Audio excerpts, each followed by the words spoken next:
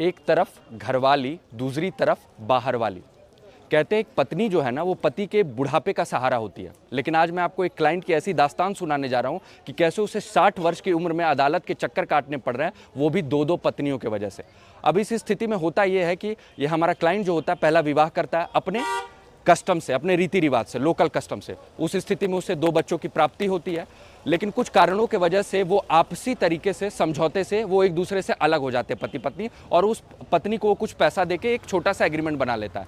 उसके बाद क्या होता है, वो दूसरा विवाह करता है। दूसरे विवाह से भी उसको बच्चों की प्राप्ति होती है और दूसरे विवाह के साथ पत्नी के साथ वो रहने लगता है।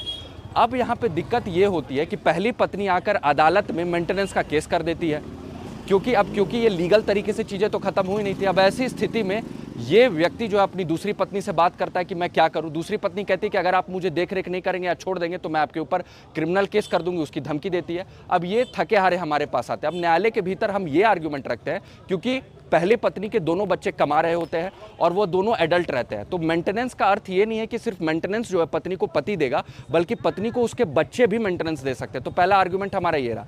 दूसरी बात ये रही कि कभी भी ये गलती आप ना करें कि अब आपसी समझौते से या अपने कस्टम से अपने शादी को एंड कर ले। एक चीज़ याद रखें, अगर आपको शादी को, लीगल मैरिज को ख़त्म करना है तो उसको कोर्ट कचहरी के थप्पे से ख़त्म करें, नहीं तो आपको भी 58 या 60 साल की उम्र में कोर्ट कचहरी के चक्कर काटने पड़ सकते हैं।